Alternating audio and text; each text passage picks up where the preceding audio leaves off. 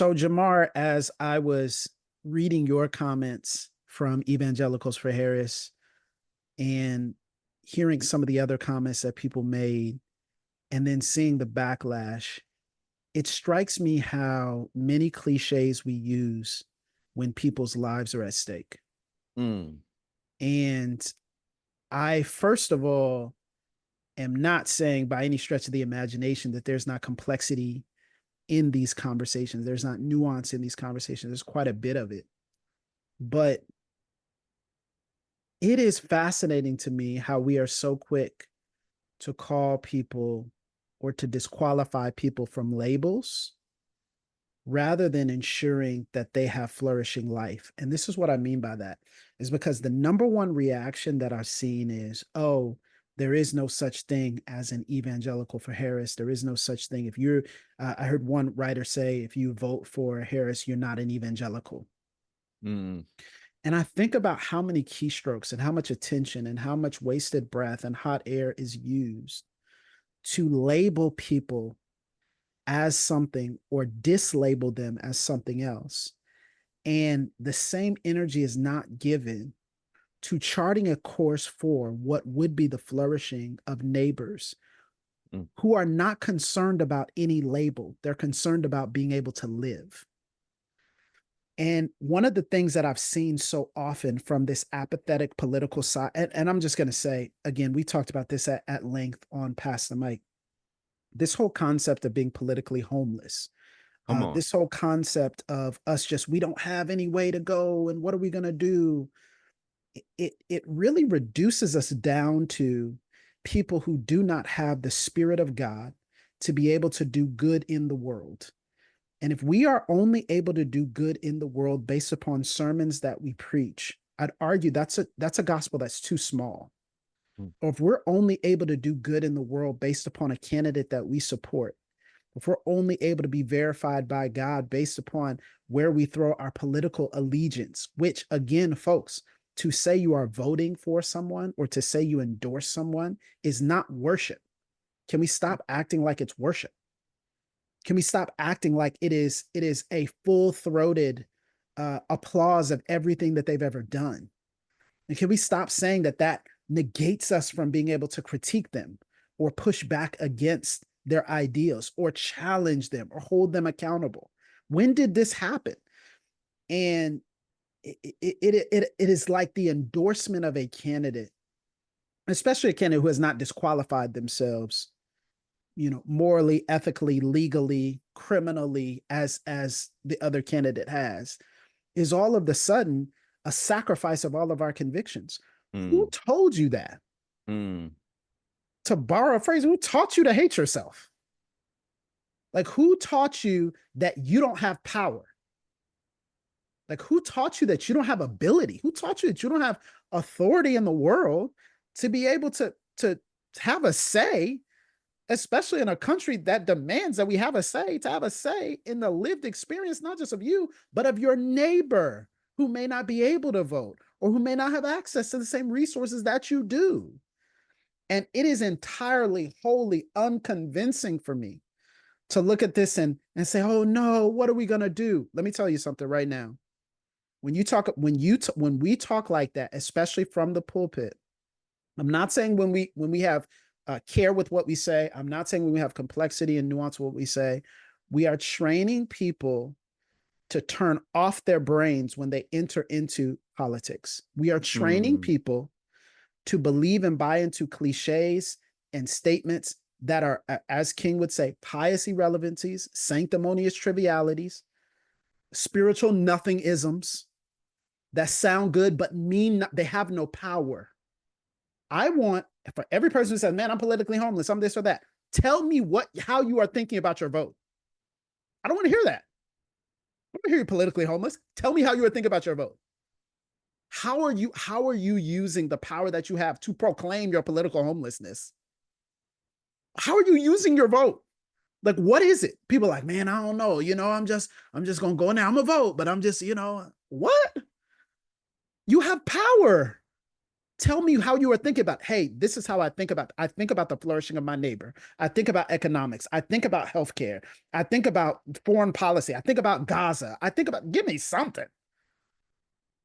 Or just tell me the two things are abortion and LGBTQ plus. Tell me that's just what you think about. Tell me something.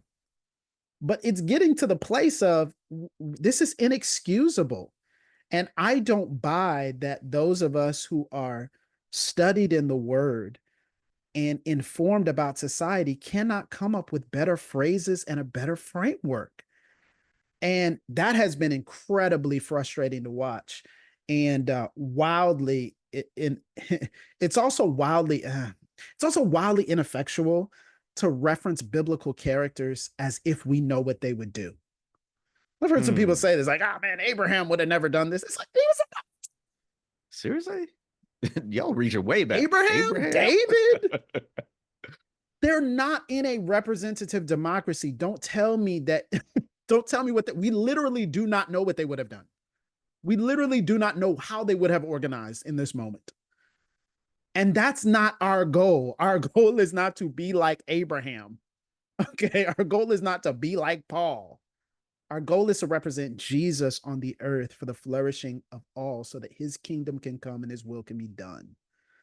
And I'm going to tell you right now, we are seeing a clear threat to his kingdom being able to come and his will being able to be done for all people in the presence of a candidate who has used the church like it's a dog on a leash that he holds. Let's stop playing games with this. Let's be clear. Let's be honest about this. And let's stop using these cliches, bro. So, amen. And I've got to say to white evangelicals, this is what a thin theology leaves you unprepared for. It leaves you unprepared for someone like the 45th president who comes along and snatches votes because he's promising progress on this single issue or on a Supreme Court or whatever it might be, right? Without understanding, with your thin political theology, the implications and the ramifications, which goes all the way back to the infamous podcast I recorded with Bo right after the election saying I didn't feel safe worshiping at my predominantly white evangelical church that Sunday because y'all didn't recognize the danger. Y'all didn't recognize the implications. So many of you were too busy saying I'm politically homeless or this is the only way a Christian can vote, which gets to my other frustration. Have y'all ever stopped to think about the Black church? About the Black Christian tradition and the political theology? No. I know the answer. But isn't it frustrating? Isn't it galling that the options for that we were discipled into, understand this is a decades-long project, that people were born into this and went to high school youth groups and Bible studies and Sunday schools and Christian colleges and read books. And all of it was this messaging that the GOP doesn't stand for grand old party, but God's own party, right? Mm-hmm. That's the operating system a lot of people have politically. And it's weak. It's an anemic, intellectually and theologically, an anemic theology, right? And so they don't have any other frame of reference to say that Black Christians from Fannie Lou Hamer, an outstanding, outspoken Christian, to Frederick Douglass, who was in the AME church, to Charles H. Pierce, who was actually a pastor in the AME tradition and an abolitionist, who said a pastor can't even do his job if he doesn't look out for the political interests of his people. What do you do with that? I mean, to me, every time somebody says something like there's no such thing, and I'm not even talking about the far right, Tyler, I'm talking about moderate so-called Christians, moderate Christians, evangelical Christians that continue to say both sides are bad, both sides are contradicting, what I view as Christian priorities in elections, and therefore I can't support either, or they're arguing for Trump. But I'm talking to them. And this is the thing, right? So when you talk about the Black church, there are pastors. Let me tell you something. across so many different denominations and streams and fellowships that I have seen. It's even we could take evangelicals for Harris, but honestly, we can set that aside. I've seen so many pastors on some of these calls or advocating, they can't agree on nothing.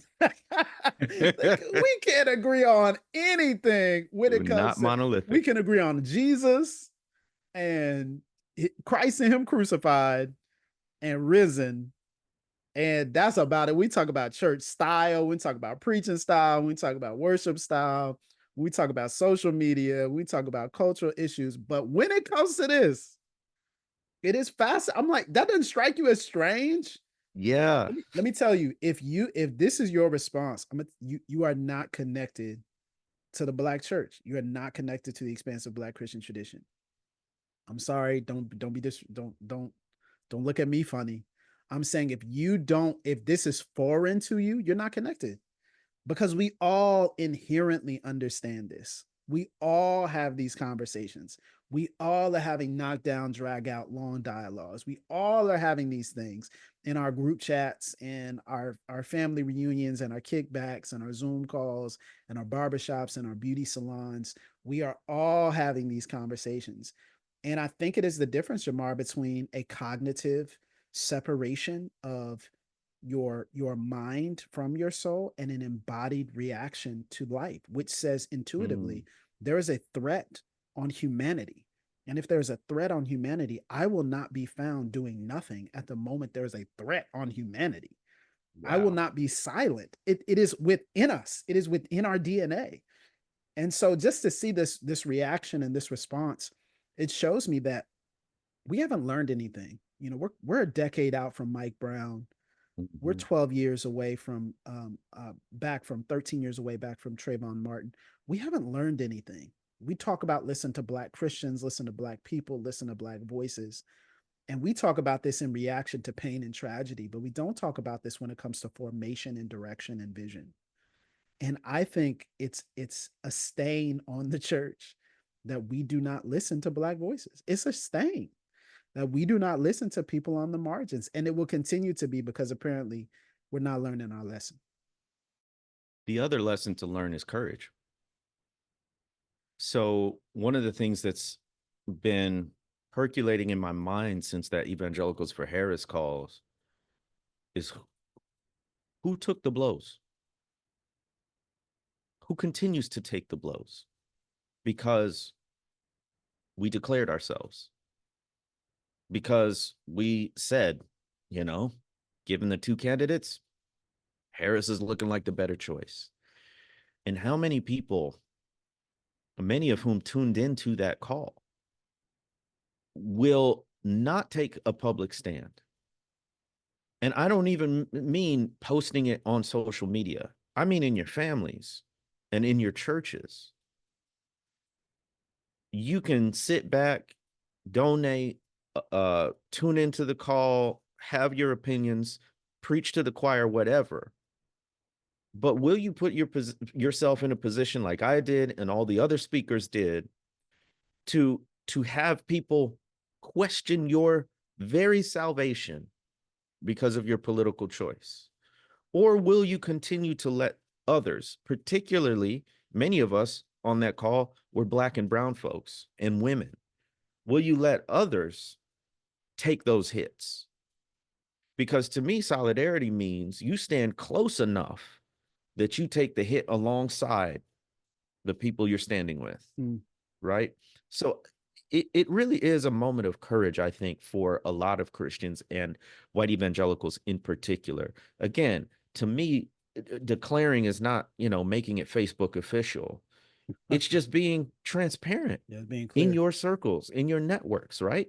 So that's, I guarantee you will get pushback and blowback. And you can look online, and some of the personal testimonies are heartbreaking. Relationships crumbling because of these different stances. But will you stand back and let other people take all of these abuses, all of the torrent of vitriol, and you silently agree, but you remain silent? Mm. You know what I mean? That's important, bro. It's important. Hey,